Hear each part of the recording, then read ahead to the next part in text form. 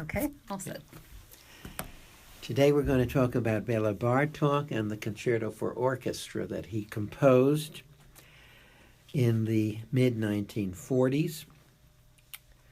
And Bartok, along with Stravinsky and the Second Viennese School, Schoenberg, Berg, and Webern, Charles Ives in the USA, is a modernist, steeped in the traditions of both German, Austrian, and French music of the late 19th century.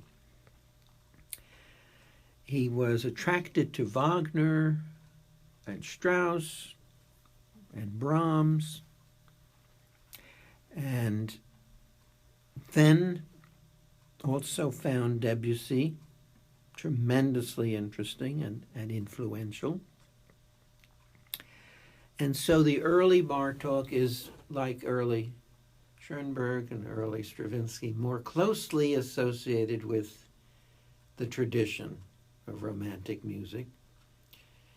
He was born in the southeastern corner of Hungary at that time in 1881.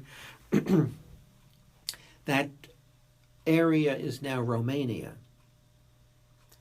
And he attended the Royal Academy of Music in Budapest as a youngster in 1899. He graduated 4 years later, and more interestingly, 4 years after that, he became a teacher of piano, replacing his own teacher at the Royal Academy. One important feature of Bartok's life is that, along with his Hungarian compatriot, a friend and a composer, Zoltán Kodály, he became very much interested in folk music of the Balkan area, Transylvania, Romania, Slovakian areas, Turkey, even North Africa, and the interest became a passionate interest of his, and we can actually call him one of the first, if not the first, really important ethnomusicologists. There are so many ethnomusicology programs today in universities, and Bartok is for them one of the founding fathers of the discipline. He collected the music, he recorded the music, he transcribed it into notation, and this also affected his compositional style, so that in addition to whatever German and whatever French influences he acquired as a young man, he also was mesmerized by the scales and meters, rhythms of folk music, and incorporated those into his works. There are scales that seem like majors, seem like minors, seem like modal, have missing notes, are streams of half steps and whole steps going in some kind of succession, sometimes called octatonic. He doesn't have a set, standardized melodic method.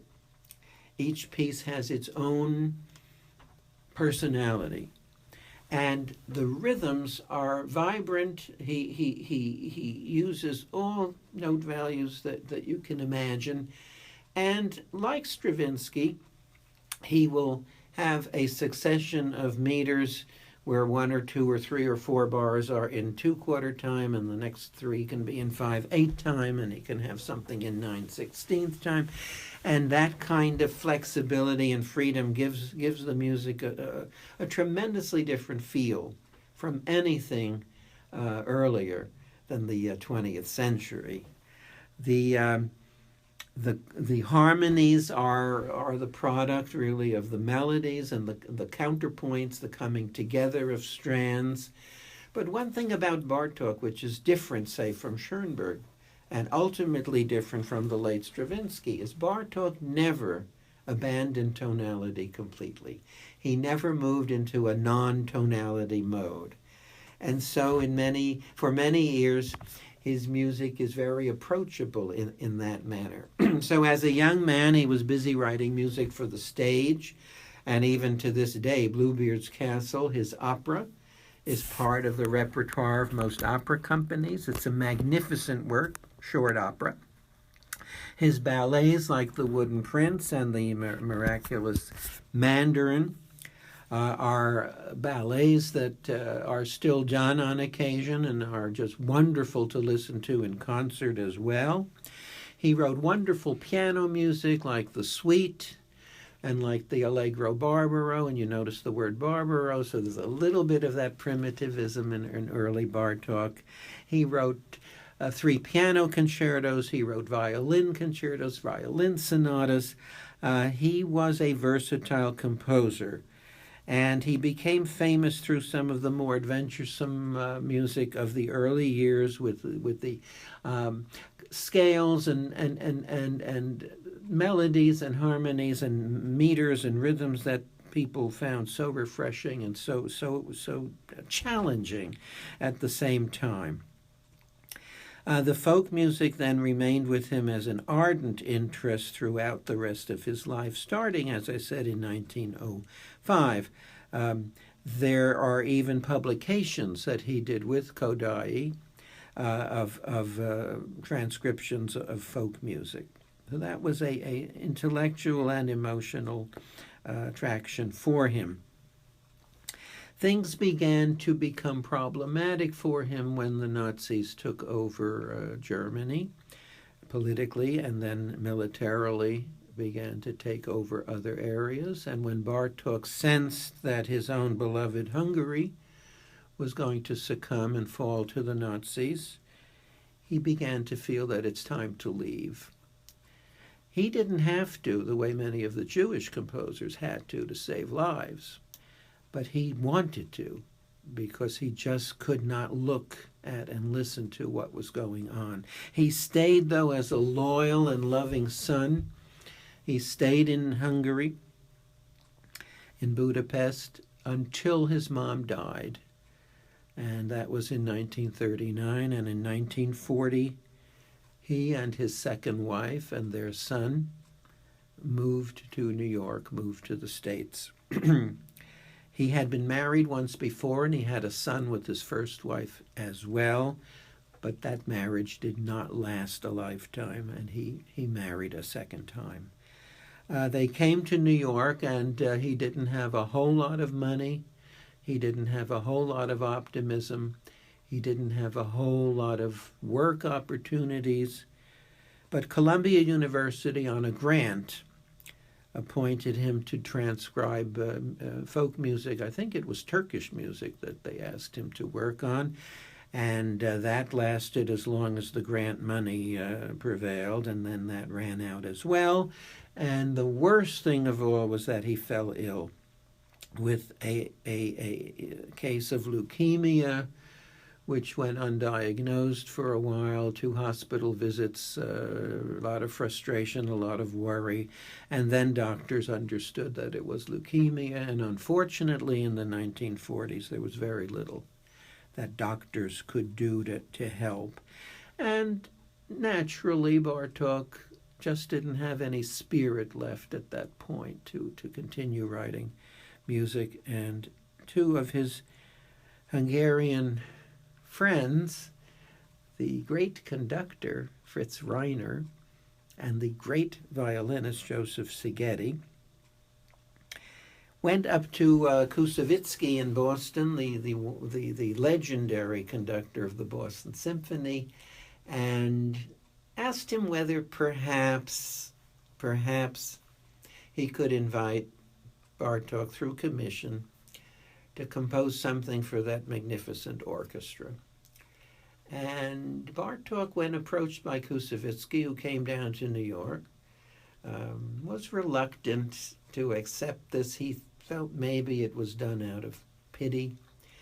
Koussevitzky was nice enough to say, "You're getting the money anyway. It's coming from the foundation that I established in memory of my wife, who died a year ago. And you're going to get paid half now, and whether you do the music or not, But if you do the music, you'll get the second half when it's done. And somehow that wonderful offer worked like medicine on Bartók, and he suddenly sprung into action again, was full of vitality, full of verve, and in the 1943 and 40, was it 43? I think so. He worked on the concerto. It might have been from late 42. Was it? Well, we'll check the date on that, but I think it was. Let me see if I know. It's inscribed from August 15th to October 8th, 1943. So in the autumn of late summer and autumn of 43, he wrote it, and it was premiered on December 1st of 1944 in Symphony Hall in Boston, played by the Boston Symphony, conducted by Serge Koussevitzky. Bartók was advised not to travel up to Boston and exert so much energy on the trip and on what would definitely be a very exciting premiere of his piece, but there was no way you could keep him from attending. And he wrote the program notes for that concert. And he was there, and he was witnessing not only the performance, but the ovation, the cheers of the audience for the concerto for orchestra. And I can't help comparing what he must have felt at that point, at that climactic point of his career, comparing that to Beethoven at the Ninth Symphony premiere, when, according to legend, one of the singers turned him around. He was facing the orchestra. They turned him around to face the audience because the man couldn't hear that applause or those cheers. But I just find something very touching about both of these instances, really beautifully touching. The concerto itself is not a concerto grosso in the old sense. It's not about a few instruments and all the instruments in conversation, in dialogue, in alternation with each other, to show contrast of many and few. It's more about the orchestra as a symphony orchestra, but one in which every instrument and every player at some point or other is featured as a virtuoso performer on his or her instrument. And so it really is a concerto for orchestra, the way that the Tchaikovsky or the Rachmaninoff piano concertos are concertos for the piano. Here, everybody is the star. So the whole orchestra dazzles with their technical and interpretive ability. The piece is in 5 movements, which makes it possible for Bartók to work in an arch form, as he did in the 4th and 5th string quartets, which come from the late 20s and early 30s. This arch form is something that Bartók was attracted to as a structuralist, as a composer. So the first and last movements of this concerto for orchestra are in a sonata-type form, sonata allegro form. They are fast movements that have expositions with several themes and have development sections and have recapitulatory sections as well. Moving inwardly from the outer movements, you have 2 movements that are more, shall we say, intimate and somewhat more humor-filled. They are more like Brahms's intermezzo-type movements. So let me just say the middle movement, which is in the center, is an example of Bartók's so-called night music. It is more or less a dirge, whether it was for Koussevitzky's wife, whether it was for Bartók's mom, whether it was for what he saw the collapsing of peace and order in his beloved Europe. We can't know for sure, but it sounds like a grief-stricken movement, and it is full of buzzes and whirls and chirps and all the things that we might associate with listening to the night in the middle of nowhere, just listening to nature itself singing its own nighttime song. The movement is a longish movement, and it's a very serious movement. So the contrasts between each movement and the one that follows are quite palpable, making for a very versatile piece of music. The second movement, which is an allegro scherzando, scherzo meaning something that's frisky and something that might be related to the word for fun or for jest. Well, this one really has a fun idea to it because he has pairs of wind and brass instruments. He has pairs, playing little duets with the side drum, a constant accompaniment.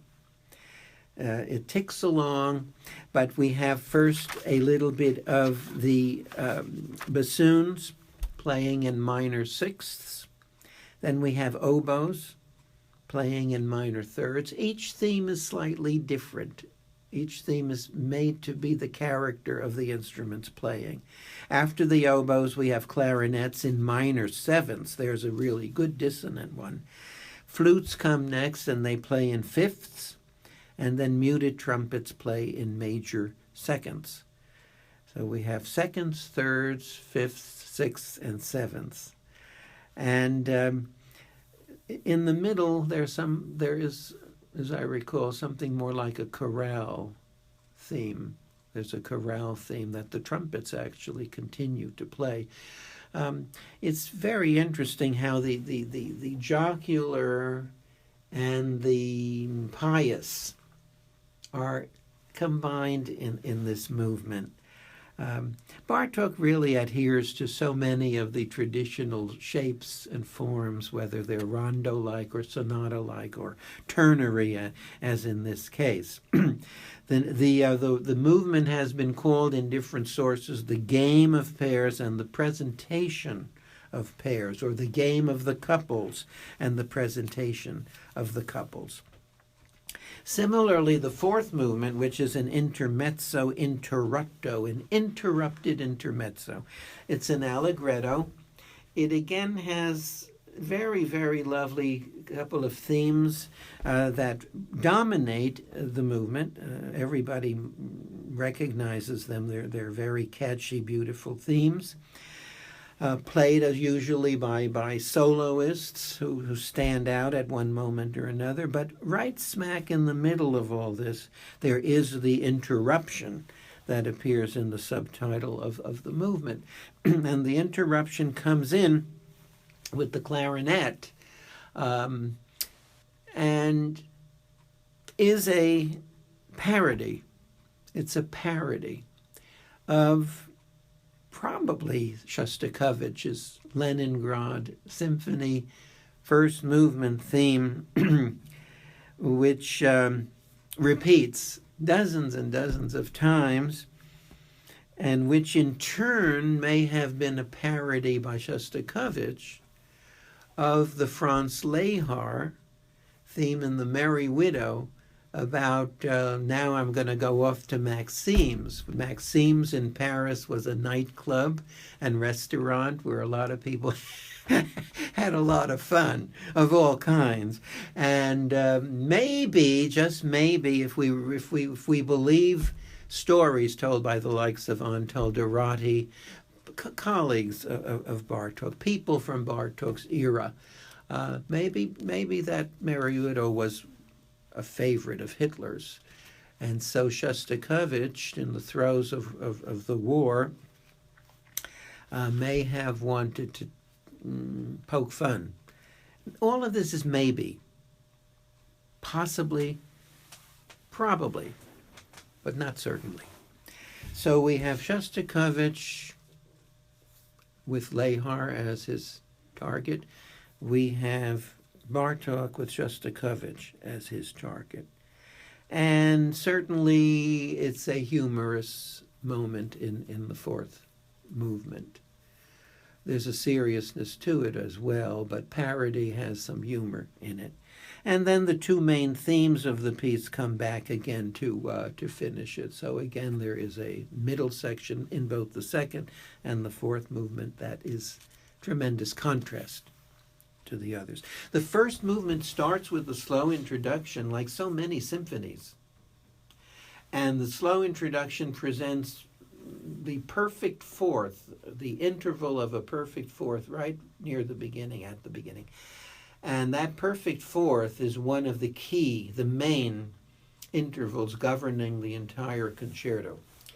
Since the classic romantic tradition favored thirds and sixths, one way that the modernists changed the sound of music was to stress other intervals like the perfect fourth and like sevenths and seconds, all of which Bartók does a great deal in this concerto. But that slow music not only presents an interesting pitch pattern, but it introduces some thematic ingredients that will recur in different spots of the concerto for orchestra. Once that slow introduction comes to an end, it leads right into a fast section, an allegro section, and it's called Allegro vivace, and it is a sonata form with two themes, two main themes, a development and a recapitulation, and a dazzling ending, a wonderful ending, resounding with the whole orchestra playing. The last movement is one of my favorite pieces in the whole symphonic repertoire because I feel that the opening, this perpetual motion in the violins especially, with thumping chords in the other strings, I think that this really speedy perpetual motion is music that shows such passion, it shows such strength, it shows really blood and sweat and toil and tears of music. It is music of decisiveness, music of love, music that, like Beethoven's music, is music for living, for the purpose of living. You live to hear it. Music can cure you of all your ills. And I've always felt that with the six quartets of Bartók and the symphonic music of Bartók, he is a true follower of Beethoven in music that's passionate, music that's warm, and music about which the composer cares 24 hours a day, 7 days a week. It is the sincerest music imaginable. After that furious perpetual motion, it has about it even the folk music quality of losing oneself in the excitement of the music, and it has about it, I'm imagining it, even the hotness, the heat of the gypsies. It has a lot of things in it that I think are coming out as Bartók is so invigorated, even in the midst of the leukemia, just to write this magnificent work and leave it as a legacy. But that is followed then by a wonderfully carved out fugal exposition and a contrapuntally designed second section of the piece. And here you see Bartók, the professor from the academy, the working out of this music. His whole life seems to pass before him in working out this wonderful middle section. And then the perpetual motion comes and in the most rousing manner, in a zenith of orchestral excitement, harps playing the glissandos and whatnot, everything going on. It comes to a phenomenal end. And a few months, I guess, after Bartók finished it, he added some extra measures to the end because he didn't feel the end had enough cloud. But the way he revised it, it is just absolutely perfect. And it was a huge success. It was a huge success that night when it was premiered, and it's been a fan favorite ever since. I think it is the most frequently performed work of Bartók. maybe along with the Romanian dances for violin, maybe the divertimento for strings. But as far as the biggest pieces Bartók wrote, it is the number one seller. So there you go. Bravo. If I can clean it up and take out my mistakes, which I know I must make, it should